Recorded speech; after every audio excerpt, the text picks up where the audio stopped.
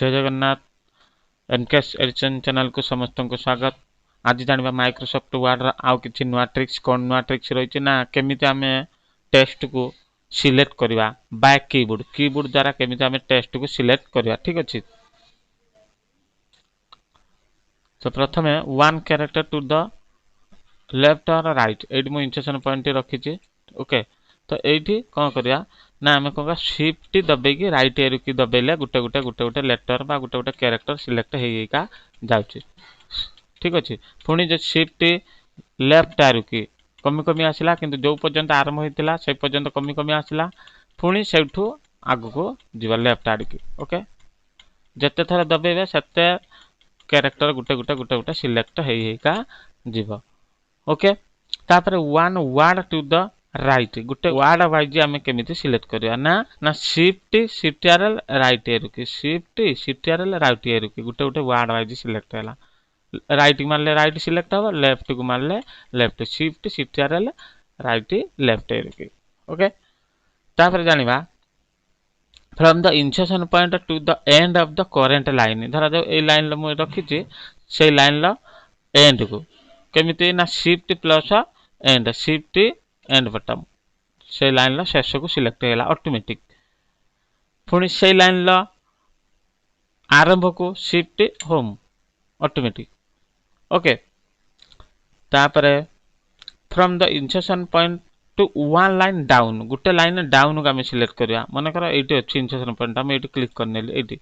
Okay, down shift कोन करया ना शिफ्ट डाउन एरो की पूरा डाउन, पुणी अप एरो की ऊपर आ नाही ऊपर को जदी एटी थांता इंसर्शन पॉइंट ता। ओके, मु एटू ऊपर को शिफ्ट अप एरो की हला।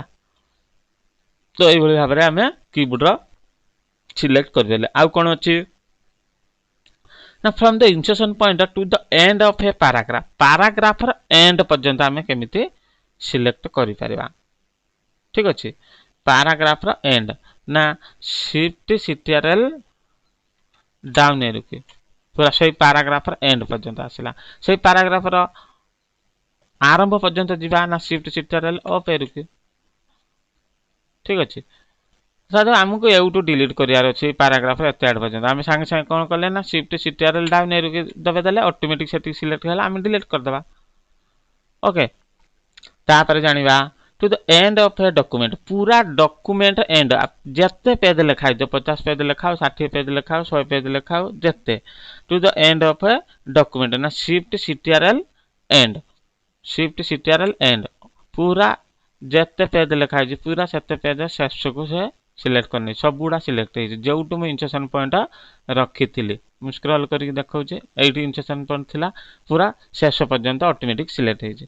पुणी जेउटी इंसर्शन पॉइंट अछि सेउटी जदी हमें पूरा पैराग्राफ बा पेज रो ऊपरी भाग को जवा कोन ना शिफ्ट सीटीआरएल होम हला।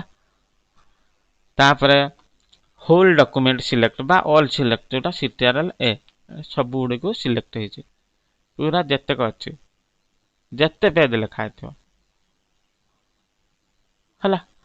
ये होची कीबोर्ड माध्यम रे हमें कि भली भाबरे सब letter wise word wise paragraph wise line wise हमें केमिति सिलेक्ट करिले। ठीक अछि, समस्त साधारणतः माउस माध्यम रे जानिचंती। पुणी आउ गुटे नुवा टॉपिक रहला कोन हमें नेक्स्ट क्लास को जानिबा कि भली भाबरे माउस माध्यम रे ए सब करि परिबा केमिति गुटे वर्ड सिलेक्ट करिबा केमिति गुटे लाइन सिलेक्ट करिबा केमिति गुटे पैराग्राफ करिबा होल डॉक्यूमेंट करिबा। ओके, तो ए सब जानिबा नेक्स्ट क्लास रे केमिति हमें माउस माध्यम रे एटा कीबोर्ड माध्यम रे कले ठीक से बळे माउस माध्यम रे करिबा। ठीक अछि, एमिति बहुत सारा ऑप्शन अछि धीरे धीरे आगु को जानिबा। ठीक अछि, जदि वीडियोटी भल लागिछि ताहाले समस्त मध्य शेयर करंतु एवं जे माने नुवा देखुचंती चैनल टी को सब्सक्राइब करि नांती दया कर सब्सक्राइब करि दियंतु एवं समस्त को शेयर करंतु। ठीक अछि, एमिति नुवा नुवा वीडियो देखिया पई समस्त को शेयर करंतु। रहउची जय जगन्नाथ।